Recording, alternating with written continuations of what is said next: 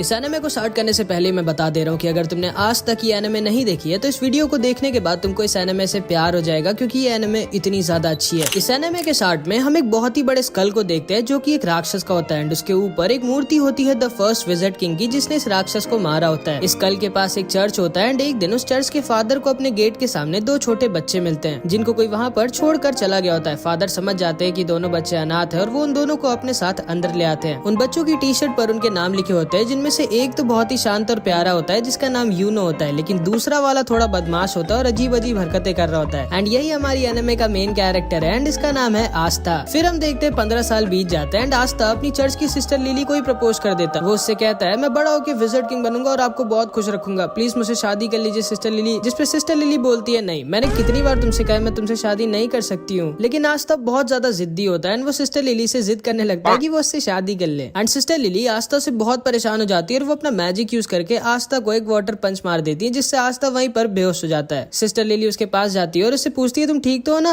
And तभी वहाँ पे चर्च के कुछ और बच्चे आ जाते हैं और वो सिस्टर लिली से कहते हैं बिल्कुल सही किया आपने, जब भी आपको परेशान करे इसको एक दो वाटर पंच मार दिया करिए। लेकिन तभी आस्था दोबारा से होश में आ जाता है एंड फिर से सिस्टर लिली के पीछे पड़ जाता है। बट इस बार वहाँ पर यूनो आ जाता है एंड वो आस्था को अपने मैजिक से वहीं पर गिरा देता है। आस्था गुस्से में उठता है और उसके पास भाग के जाके कहता है आखिर तुम हर बार मेरे और सिस्टर लिली के बीच में अपनी टांग क्यों घुसाते हो। जिसपे यूनो आस्था से कहता है देखो, पहले तो तुम बहुत ज्यादा शोर मचाते हो, दूसरा तुम्हारी हाइट बहुत कम है, तीसरा तुम दिमाग से कम हो, और सिस्टर लिली इस चर्च की नन है और नन लोग शादी नहीं कर सकती, तुम्हारे दिमाग में इतना भी नहीं घुसता क्या। जिसपे आस्था बहुत गुस्सा हो जाता है और यूनो से कहता है आजा 1v1, फ्री फायर में नहीं असली फाइट में मतलब। जिसपे आस्था से कहता है नहीं, मुझे टाइम वेस्ट नहीं करना है तुम्हारे साथ 1v1 करके। आस्था बोलता है कि वो डर गए क्या। जिसपे बच्चा जिसका नाम मैक्स होता है ये बोलता है तुम सोच भी कैसे सकते हो कि तुम यूनो को जिंदगी में भी हरा सकते हो। आस्था मैक्स से बोलता है तुम्हारी प्रॉब्लम क्या है बच्चे, मुझसे मैं तुमसे इतना बड़ा हूँ फिर भी तुम मेरी रिस्पेक्ट क्यों नहीं करते कभी। जिसपे मैक्स बोलता है बिल्कुल भी नहीं, मैं किसी ऐसे की रिस्पेक्ट कर ही नहीं सकता जो 15 साल का होने के बाद भी मैजिक नहीं यूज कर सकता। असल में आस्था के पास बिल्कुल भी मैजिक नहीं होता, मतलब आस्था एक ऐसे वर्ल्ड में होता है जहाँ पे मैजिक से ही सब कुछ होता है बिना मैजिक के। मैक्स आस्था से कहता है तुम सोच भी कैसे सकते हो कि तुम बिना मैजिक के यूनो जैसे पावरफुल मैजिशियन को हरा सकते हो। आस्था कहता है अच्छा यूनो अगर इतना ही स्ट्रॉन्ग है तो वो ये कर सकता है क्या। एंड वो बहुत ही तेज स्पीड में क्रंचेस मारने लगता है। असल में आस्था मैजिक तो यूज कर नहीं सकता, इसलिए वो एक्सरसाइज करके अपने आप को फिजिकली बहुत स्ट्रॉन्ग बना लेता है। मैक्स आस्था से कहता है कि तुम क्रंचेस मारकर विजिट किंग नहीं बन सकते, क्योंकि विजिट किंग स्ट्रॉन्गेस्ट मैजिशियन होता है, स्ट्रॉन्गेस्ट बॉडी बिल्डर नहीं। एंड तभी यूनो अपने मैजिक से सिस्टर लिली के कपड़े सुखाने लगता है, जिसको देखने सारे बच्चे भाग के चले जाते हैं। एंड यूनो का भी सपना आस्था की तरह विजिट किंग बनने का होता है। सिस्टर लिली भी यूनो को थैंक यू कहती है उसकी हेल्प करने के लिए, जिसपे आस्था को बहुत जलन होती है एंड वो जल्दी से भाग के लकड़ियां काटने आ जाता है ताकि सिस्टर लिली उसको भी थैंक यू बोले। लेकिन इससे पहले कि वो लकड़ियां काटता है यूनो अपने मैजिक से लकड़ियां भी काट देता है। असल में इसको आस्था के सामने शो ऑफ करना थोड़ा पसंद होता है। मैक्स कहता है मुझे यकीन है अगला विजिट किंग यूनो ही बनेगा, तुम नहीं आस्था। एंड तभी वहाँ पर फादर भी आ जाते हैं एंड वहाँ आकर यूनो की तारीफ करने लगते हैं कि यूनो जरूर इस चर्च का नाम एक दिन रोशन करेगा। आस्था दुखी हो जाता है और कोने में अकेला जाकर बैठ जाता है। तभी उसके पास सिस्टर लिली आती है और उससे कहती है दुखी मत हो आस्था, थोड़े दिनों में तुम्हारी ग्रिमवॉर तुम्हें मिल जाएगी, फिर तुम भी मैजिक यूज कर पाओगे। जिसको सुनकर आस्था खुश हो जाता है और फिर से खड़ा हो जाता है और कहता है आप देखना सिस्टर लिली, मुझे इस दुनिया की बेस्ट ग्रिमवॉर मिलेगी एंड फिर मैं बहुत मेहनत करके सबसे ज्यादा स्ट्रॉन्ग बनूंगा एंड फिर एक दिन मैं विजिट किंग बनूंगा। ग्रिमवॉर असल में एक मैजिकल बुक होती है जिसमें 3 लीफ बनी होती है जो सबको 15 साल की एज पे मिलती है एंड उसको पाने के बाद लोगों का मैजिक बहुत ज्यादा बढ़ जाता है और वो मैजिकल अटैक्स भी यूज कर सकते हैं। आस्था यूनो से कहता है कि जब मुझे मेरी ग्रिमवॉर मिलेगी तब हम दोनों बचपन की तरह साथ में प्रैक्टिस करेंगे और साथ में बहुत स्ट्रॉन्ग बनेंगे। लेकिन यूनो उसे इग्नोर कर वहाँ से चला जाता है, मानो वो आस्था को अपने टक्कर का मानता ही नहीं है। जिसपे आस्था भी बहुत दुखी हो जाता है एंड वो भी वहाँ से चला जाता है। सिस्टर लिली यूनो के पास आती है और उससे कहती है तुम्हें आस्था के साथ ऐसा नहीं करना चाहिए था। जिसपे यूनो कहता है आस्था मेरे रहते कभी भी विजिट किंग नहीं बन सकता। सिस्टर लिली को लगता है कि आस्था क्योंकि बहुत दुखी होकर गया है तो वो मे भी कहीं पर चुपचाप जाके रो रहा होगा, लेकिन हमारा आस्था रोता वोता नहीं है, वो यहाँ पर ट्रेनिंग कर रहा होता है और ज्यादा स्ट्रॉन्ग होने के लिए एंड अपने विजिट किंग बनने के सपने को सच करने के लिए। थोड़े दिनों बाद आस्था यूनो और बहुत सारे बच्चे जो 15 साल के हो गए थे वो सब ग्रिमवॉर टावर जाते हैं अपनी अपनी ग्रिमवॉर लेने। आस्था बहुत ज्यादा एक्साइटेड होता है क्योंकि अब वो फाइनली मैजिक यूज कर पाएगा एंड यूनो को टक्कर दे पाएगा। वहाँ पे 2 नोबल फैमिलीज के भी बच्चे आए होते हैं जो आस्था और यूनो का मजाक उड़ा रहे होते हैं क्योंकि वो लोग गरीब होते। तभी वहाँ पर उस ग्रिमवॉर टावर का मास्टर आ जाता है एंड सारे लोगों का वेलकम करता है। आस्था बहुत ज्यादा एक्साइटेड और खुश होता है। फिर ये मास्टर एक मैजिकल स्पेल बोलता है और सारे लोगों के पास अपने आप उनकी ग्रिमवॉर उड़कर जाने लगती है। सारे लोग अपनी अपनी ग्रिमवॉर पाकर बहुत खुश होते हैं, लेकिन आस्था के पास कोई भी ग्रिमवॉर नहीं आती। आस्था बोलता है मेरी ग्रिमवॉर लेट हो गई क्या, मेरी ग्रिमवॉर कहाँ है। जिसपे सारे के सारे लोग उस पर हंसने लगते हैं एंड उसका मजाक बनाने लगते हैं। लेकिन तभी यूनो के पास उसकी ग्रिमवॉर आ जाती है जो कि होती है एक 4 लीफ ग्रिमवॉर जो कि बहुत ही ज्यादा रेयर होती है एंड यही ग्रिमवॉर फर्स्ट विज़र्ड किंग के पास भी होती है, जिसको देखकर सारे के सारे लोग शॉक्ड रह जाते हैं कि आखिर यूनो जो कि नोबल फैमिली का भी नहीं है उसको 4 लीफ ग्रिमवॉर कैसे मिल गई। यूनो उल्टा घूमता है और सबसे कहता है कि वो बनेगा अगला विज़र्ड किंग एंड सारे के सारे लोग उसकी तारीफ करने लगते हैं। लेकिन तभी आस्था खड़ा होता है और यूनो से बोलता है नहीं तुम नहीं, मैं बनूंगा अगला विज़र्ड किंग, जिसपे फिर से सारे के सारे लोग उस पर हंसने लगते हैं एंड उसका मजाक उड़ाने लगते हैं एंड यूनो भी आस्था को वहीं पर इग्नोर करके वहाँ से चला जाता है। इसके बाद आस्था अकेले जंगल में उल्टा लटका होता है और थोड़ा सा दुखी होता है क्योंकि ना तो सिर्फ उसके पास मैजिक है बट अब तो उसको ग्रिमवॉर भी नहीं मिली। लेकिन इतना सब कुछ होने के बाद भी वो गिव अप नहीं करता और वो उठता है और कहता है क्या हुआ अगर मेरे को ग्रिमवॉर नहीं मिली तो मैं तब भी मेहनत करना नहीं छोड़ूंगा एंड एक दिन विज़र्ड किंग जरूर बनूंगा, तुम बस वेट करना यूनो, मैं ही तुम्हारा राइवल हूँ एंड मैं ये तुम्हें प्रूफ करके रहूंगा। लेकिन तभी उसे एक आवाज आती है। इधर हम देखते हैं ये दोनों जलन के मारे यूनो से लड़ने आ जाते हैं एंड उससे कहते हैं आखिर तुम्हारे जैसे गरीब को 4 लीफ ग्रिमवॉर कैसे मिल सकती है एंड हम नोबल्स को नहीं, मैं जला दूंगा तुम्हारी इस ग्रिमवॉर को। एंड वो यूनो के ऊपर एक मैजिकल अटैक यूज कर देता है, लेकिन यूनो बिना अपनी ग्रिमवॉर का यूज किए ही अपने आप को डिफेंड कर लेता है, जिसको देखकर ये दोनों शॉक्ड रह जाते हैं कि आखिर यूनो इतना स्ट्रॉन्ग कैसे है। लेकिन तभी अचानक से कुछ चेन्स आके उन दोनों को पकड़ लेती हैं एंड तभी वहाँ पर एक आदमी आता है जो बोलता है तुम लोग पागल हो क्या जो इतनी रेयर चीज को जलाना चाहते हो। यूनो पूछता है कौन हो तुम, जिसपे ये बताता है मेरा नाम है स्नेक और मुझे वो चीज चाहिए जो तुम्हारे पास है। एंड तभी वो अपने मैजिक से यूनो को भी पकड़ लेता है एंड उसकी 4 लीफ ग्रिमवॉर को भी उससे छीन लेता है। यूनो बोलता है स्नेक मैंने तुम्हारा नाम सुना है, तुम एक बहुत ही स्ट्रॉन्ग और फेमस चोर हो, लेकिन तुम्हें ये तो पता ही होगा कि एक ग्रिमवॉर को केवल उसका ओरिजिनल ओनर ही यूज कर सकता है। जिसपे स्नेक कहता है हाँ मेरे को पता है कि तुम्हारी ग्रिमवॉर को तुम्हारे बिना कोई यूज नहीं कर सकता, लेकिन ब्लैक मार्केट में इस 4 लीफ ग्रिमवॉर के मेरे को बहुत पैसे मिलेंगे एंड इसीलिए मैं तुम्हारी ग्रिमवॉर चुरा रहा हूँ और माफ करना तुम्हारा विज़र्ड किंग बनने का सपना यहीं पर खत्म होता है। एंड तभी वहाँ पर हमारा आस्था आ जाता है एंड आते ही गिर के अपनी बेइज्जती करा लेता है, लेकिन फिर भी वो खड़ा होता है और बोलता है क्या हो रहा है यहाँ और तुम्हारे पास 2-2 ग्रिमवॉर कैसे है। यूनो बोलता है उनमें से एक मेरी और यहाँ से जल्दी से भाग जाओ, ये बहुत स्ट्रॉन्ग है। तब आस्था सारा का सारा खेल समझ जाता है एंड वो स्नेक से कहता है चुपचाप यूनो की ग्रिमवॉर वापस कर दो, जिसपे स्नेक उससे कहता है तुम तो वही लूजर हो ना जिसको एक भी ग्रिमवॉर नहीं मिली। एंड ये कहकर वो उस पर हंसने लगता है। आस्था कहता है हाँ मैं वही हूँ जिसको कोई ग्रिमवॉर नहीं मिली, लेकिन मैं वो भी हूँ जो एक दिन विज़र्ड किंग बनेगा। एंड ये कह के आस्था स्नेक की तरफ भागता है। यूनो कहता है नहीं उससे मत लड़ना आस्था। स्नेक अपने मैजिक से आस्था पर अटैक करता है, लेकिन आस्था उसके अटैक को डॉज करके उसके पीछे आ जाता है एंड वो बस उसको एक पंच मारने वाला होता है, लेकिन तभी स्नेक की चेन्स उसको पकड़ लेती हैं एंड फिर स्नेक अपने मैजिक से आस्था को बहुत ज्यादा इंजर्ड कर देता है। आस्था मन में सोचता है कि ये तो बस एक चोर है, फिर ये इतना स्ट्रॉन्ग कैसे है, और अगर एक चोर इतना स्ट्रॉन्ग है तो फिर विज़र्ड किंग कितना स्ट्रॉन्ग होगा। एंड फिर स्नेक उसको पीछे की दीवार पर लड़ा देता है एंड उसके पास जाकर बोलता है अपनी आंखें खोलो बच्चे, तुम मुझे 100 जन्मों में भी नहीं हरा सकते। आस्था मन में सोचता है कि ये सही तो कह रहा है, मैं चाहे जितना भी अपनी बॉडी को ट्रेन करके स्ट्रॉन्ग बना लूं, लेकिन मैं इसको भी नहीं हरा सकता। स्नेक आस्था के ऊपर हंसता है और बोलता है अपनी चेन से मैं किसी के अंदर कितना मैजिक है ये नाप सकता हूँ, और तुम्हारे अंदर एक बूंद मैजिक भी नहीं है एंड इसीलिए तुम्हारे पास कोई ग्रिमवॉर नहीं आई, क्योंकि ग्रिमवॉर मैजिक को बढ़ाती है और तुम्हारे पास तो मैजिक है ही नहीं। तुम विज़र्ड किंग तो क्या, तुम कोई नॉर्मल सी जॉब भी नहीं कर सकते। शर्म करो अपनी जिंदगी पर, तुम एक बहुत ही बड़े लूजर हो। जिसको सुनकर आस्था अंदर से टूट जाता है और वो सोचने लगता है कि ये एकदम सही तो कह रहा है, मेरे अंदर ना तो मैजिक है और ना ही मेरे पास अब एक ग्रिमवॉर है, फिर आखिर मैं कैसे विज़र्ड किंग बन सकता हूँ जो कि पूरी दुनिया का सबसे स्ट्रॉन्गेस्ट मैजिशियन होता है। एंड जिंदगी में पहली बार आस्था गिव अप करने वाला होता है, लेकिन तभी यूनो चिल्लाकर बोलता है नहीं, मैं जानता हूँ आस्था विज़र्ड किंग नहीं बनेगा, क्योंकि अगला विज़र्ड किंग तो मैं ही बनूंगा, लेकिन आस्था कोई लूजर नहीं है, वो मेरा राइवल है एंड उसके अंदर भी एक मैजिकल पावर है एंड वो है कभी भी गिव अप ना करना। एंड इसको सुनते ही आस्था के अंदर मानो दोबारा से जान आ जाती है। वो स्नेक से कहता है दूर हट मुझसे। स्नेक उससे दूर हट जाता है एंड आस्था के पास से एक अजीब सी एनर्जी आने लगती है। आस्था यूनो से कहता है चिंता मत करो यूनो, मैं इस आदमी को तुम्हारी ग्रिमवॉर नहीं ले जाने दूंगा, चाहे उसके लिए मुझे मरना ही क्यों ना पड़े। एंड तभी आस्था के पास उसकी खुद की ग्रिमवॉर उड़कर आ जाती है, जो कि कोई नॉर्मल ग्रिमवॉर नहीं बल्कि एक 5 लीफ ग्रिमवॉर होती है, जो पूरी की पूरी दुनिया में सिर्फ एक ही है, मतलब यूनो से भी ज्यादा रेयर ग्रिमवॉर। दुनिया में 3 तरह की ग्रिमवॉर्स होती है। 3 लीफ ग्रिमवॉर जिसमें मैजिकल पावर्स होती है एंड ये बहुत कॉमन होती है। 4 लीफ ग्रिमवॉर जो कि बहुत रेयर होती है एंड इसमें मैजिकल पावर्स के साथ गुड लक भी होता है। एंड लास्ट में है 5 लीफ ग्रिमवॉर जो कि पूरी दुनिया में सिर्फ एक ही है एंड इसके अंदर एक डीमन होता है। एंड आस्था को फाइनली उसकी 5 लीफ ग्रिमवॉर मिल जाती है। यूनो आस्था को देखकर स्माइल करता है और बोलता है मुझे पता था आस्था, तुम वो जो इम्पॉसिबल को भी पॉसिबल कर सकता है, जैसे तुमने बचपन में किया था। एंड फिर हम इन दोनों का बचपन देखते हैं कि कैसे यूनो स्टार्टिंग में बहुत ही रोथुड़ू था और छोटी छोटी बात पर रोता रहता था एंड आस्था स्टार्टिंग से ही उसकी मदद करता रहता था और एकदम उसके बड़े भाई की तरह उसको प्रोटेक्ट करता था। फिर एक दिन बचपन में सिस्टर लिली आस्था और यूनो को पहले विज़र्ड किंग की स्टोरी सुनाती है कि कैसे एक बार पूरी दुनिया पर एक बहुत ही बड़े और ताकतवर राक्षस ने हमला कर दिया था और हर जगह तबाही मचा दी थी। हर तरफ बस दुख ही दुख फैल गया था, लेकिन तभी अचानक से एक लड़का वहाँ वहाँ आ जाता है और उन सबको बचा लेता है। एंड उसके पास एक 4 लीफ ग्रिमवॉर होती है एंड उसकी और उस राक्षस की बहुत दिनों तक लड़ाई होती है, लेकिन आखिरी में वो लड़का उस राक्षस को हरा देता है और दोबारा से दुनिया में सुख और शांति ले आता है। एंड वही बनता है फर्स्ट विज़र्ड किंग, पूरी दुनिया का सबसे स्ट्रॉन्गेस्ट मैजिशियन। एंड इसी स्टोरी को सुनने के बाद आस्था और यूनो डिसाइड करते हैं कि वो दोनों भी बड़े होकर विज़र्ड किंग बनेंगे। शाम को फादर आकर यूनो को एक लेटर देते हैं और उससे कहते हैं उस लेटर को विलेज के बाहर एक आदमी तक पहुँचाने के लिए। आस्था कहता है लो मैं चला जाता हूँ, लेकिन यूनो उसे मना कर देता है और कहता है नहीं, वो अकेला जाएगा। यूनो अकेला उस आदमी के पास पहुँच जाता है और उसे वो लेटर दे देता है। काफी रात हो चुकी होती है और आस्था को यूनो की चिंता होने लगती है। एंड फिर वापस लौटते वक्त यूनो को एक बड़ा सा आदमी घेर लेता है और वो उसका पेंडेंट उससे जबरदस्ती छीन लेता है। यूनो उससे कहता है प्लीज मुझे वो वापस कर दो, वो मेरे पेरेंट्स की आखिरी निशानी है। जिसपे हंसता और बोलता है चुपचाप यहाँ से भाग जाओ बच्चे, वरना मुझे तुम्हें जान से मारना पड़ेगा। जिसको सुनकर यूनो डर जाता है और रोने लगता है और सोचता है कि अब वो कुछ नहीं कर सकता। लेकिन तभी वहाँ पर आस्था आ जाता है एंड उस आदमी को पकड़ लेता है। यह आदमी आस्था को मारकर दूर फेंक देता है, लेकिन आस्था फिर से जाकर उसको पकड़ लेता है और जोर जोर से चिल्ला रहा होता है। यूनो बस आस्था को देख रहा होता है और सोच रहा होता है कि आखिर जब आस्था जानता है कि वो इस आदमी को नहीं हरा सकता, फिर वो लड़ क्यों रहा इससे। आस्था को ये आदमी बहुत ज्यादा इंजर्ड कर देता है, लेकिन फिर भी आस्था गिव अप नहीं करता और उसको पकड़े रहता है और जोर जोर से चिल्ला रहा होता है कि यूनो का पेंडेंट वापस कर। ये आदमी समझ जाता है कि ये बच्चा कोई नॉर्मल बच्चा नहीं है एंड वो उस पेंडेंट को वहीं पर छोड़कर चला जाता है एंड आस्था वहीं पर गिर जाता है। यूनो उसके पास आकर रोते हुए बोलता है मुझे माफ करना, मेरी वजह से तुम्हें इतनी मार पड़ी। जिसपे आस्था उससे कहता है तुम चिंता मत करो, मैं हमेशा तुम्हारे साथ रहूंगा और तुम्हें प्रोटेक्ट करूंगा एंड एक दिन मैं बनूंगा विज़र्ड किंग और तुम्हें और चर्च के सारे लोगों को खुश और सेफ रखूंगा। और इधर हम देखते हैं आस्था की ग्रिमवॉर से एक अजीब सी तलवार निकलती है और स्नेक बोलता है अचानक से तुम्हारे पास एक ग्रिमवॉर कहाँ से आ गई, ये क्या हो रहा है। एंड वो आस्था के ऊपर दोबारा से अटैक कर देता है, लेकिन आस्था अपनी स्वॉर्ड यूज करता है एंड स्नेक की मैजिकल चेंज गायब हो जाती है। स्नेक बोलता है कि ये कैसे किया तुमने, आखिर हो कौन तुम। जिसपे आस्था बोलता है मैं वो हूँ जो एक दिन बनेगा विज़र्ड किंग। एंड ये कहकर आस्था स्नेक के ऊपर अटैक कर देता है एंड स्नेक की एक बार में बैंड बजा देता है और उसको हरा देता है। यूनो उसे देखकर हंस रहा होता है और आस्था उसके पास आकर बोलता है ये देखो यूनो, मेरे को फाइनली मेरी ग्रिमवॉर मिल गई। यूनो आस्था से बोलता है तो तुमने मुझे एक और बार बचा लिया आस्था, तुम्हें याद है ना वो प्रॉमिस जो हमने बचपन में किया। बचपन में जब यूनो आस्था की बात सुनता है तो वो पूछता है कि क्या मैं विज़र्ड किंग बन सकता हूँ जबकि मैं इतना वीक हूँ। जिसपे आस्था यूनो से कहता है हाँ, अगर तुम बहुत मेहनत करोगे और कभी भी गिव अप नहीं करोगे तो तुम क्या कोई भी विज़र्ड किंग बन सकता है। जिसको सुनकर यूनो खड़ा होता है और बोलता है ठीक है, मैंने भी डिसाइड कर लिया है कि आज के बाद मैं कभी भी नहीं रहूंगा एंड मैं बहुत मेहनत कर एक दिन विज़र्ड किंग बनूंगा और तुमको और चर्च के सारे लोगों को खुश रखूंगा। जिसपे आस्था यूनो से कहता है इसका मतलब है कि अब हम दोनों राइवल्स हैं। एंड वो दोनों एक दूसरे से प्रॉमिस करते हैं कि वो दोनों बहुत मेहनत करेंगे एंड एक दिन विज़र्ड किंग बनेंगे। आस्था यूनो से कहता है हाँ मुझे याद है एंड मुझे लगा था कि तुम भूल गए होगे। एंड फिर वो दोनों फिर से बचपन की तरह दोबारा से एक दूसरे से शर्त लगाते हैं ये देखने के लिए कि पहले विज़र्ड किंग कौन बनेगा। इसके बाद हम अभी के विज़र्ड किंग की झलक देखते हैं एंड उन 9 मैजिक नाइट्स को देखते हैं जो किंगडम में विज़र्ड किंग के बाद सबसे ज्यादा स्ट्रॉन्ग मैजिशियंस होते हैं और इनका काम होता है किंगडम में पीस और ऑर्डर मेंटेन करके रखना। एंड इन सब की एक स्क्वाड होती है जिसको ज्वाइन करने के लिए बच्चों को एक एंट्रेंस एग्जाम देना होता है और उसी एग्जाम के लिए आस्था और यूनो दोनों ट्रेनिंग कर रहे होते हैं। इधर हम देखते हैं फादर और सिस्टर लिली ग्रिमवॉर टावर के मास्टर के पास जाते हैं एंड फादर मास्टर से पूछता है कि आखिर एंट्रेंस एग्जाम के लिए उसने यूनो के साथ आस्था का भी नाम क्यों दिया, जबकि आस्था तो उस टेस्ट में पास हो भी नहीं सकता। जिसपे मास्टर उससे कहता है कि आस्था ने मुझे उसकी ग्रिमवॉर दिखाई थी और मुझसे बहुत रिक्वेस्ट किया था कि उसको एंट्रेंस एग्जाम में भेज दे, तो इसीलिए मैंने भेज दिया। फादर मास्टर से पूछते हैं कि आखिर जो ग्रिमवॉर आस्था के पास आई है वो है क्या और वो असलियत में ग्रिमवॉर है भी कि नहीं। जिसपे मास्टर उसे बताता है मैं तुम्हें ज्यादा तो नहीं बता सकता, लेकिन हाँ उस ग्रिमवॉर की वजह से आस्था को फ्यूचर में एक बहुत बड़ी लड़ाई लड़नी होगी। फादर मास्टर से रिक्वेस्ट करने लगता है कि आस्था बहुत वीक है और उसके पास मैजिक भी नहीं है तो उसको एंट्रेंस एग्जाम में ना भेजे। जिसपे मास्टर उससे कहते हैं कि कहीं ऐसा तो नहीं कि तुम आस्था को इसलिए नहीं भेजना चाहते क्योंकि अगर वो पास हो गया तो वो यहाँ से चला जाएगा और तुम्हें उसकी याद आएगी। जिसपे फादर थोड़ा सा शर्मा जाता है और बहाने बनाने लगता है एंड सिस्टर लिली भी समझ जाती है कि फादर आस्था को सीक्रेटली बहुत प्यार करते हैं। इधर हम देखते हैं आस्था और यूनो रेस लगाते हुए चर्च वापस आ रहे होते हैं और उन दोनों के बीच में टाई हो जाता है। आस्था पूछता है जल्दी बताओ कौन जीता। मैक्स बोलता है यूनो जीता है। आस्था कहता है अभी रेस खत्म नहीं हुई है, जो चर्च के अंदर पहले घुसेगा वो जीतेगा। और आस्था चर्च के अंदर घुसने वाला होता है, लेकिन तभी यूनो उसे अपने मैजिक से उड़ाकर दूर फेंक देता है और रेस को जीत जाता है। रात में सोते वक्त आस्था सपने में भी यही बोल रहा होता है कि वो एक दिन विज़र्ड किंग बनेगा। भाई ये पागल होता है विज़र्ड किंग बनने के लिए। जिसको सुनकर मैक्स आस्था पर गुस्सा हो जाता है। अगले दिन आस्था फिर से ट्रेनिंग कर रहा होता है और उसके पास मैक्स आ जाता है। आस्था पूछता है क्या हुआ। मैक्स बोलता है तुम बेवकूफ हो। जिसपे आस्था उस पर गुस्सा हो जाता है और बोलता है ये बोलने के लिए तुम चर्च से इतनी दूर मेरे पास आए हो। मैक्स उसे बोलता है कि तुम्हारे पास तो मैजिक भी नहीं है, तुम सोच भी कैसे सकते हो कि तुम मैजिक नाइट एग्जाम में पास होगे। आस्था बोलता है अब तो मेरे पास मेरी ग्रिमवॉर है एंड अब तो मैं जरूर से मैजिक नाइट एग्जाम में पास होऊंगा और एक दिन विज़र्ड। लेकिन तभी उसको मैक्स बीच में रोक देता है और कहता है चुप रहो, जब देखो तब विज़र्ड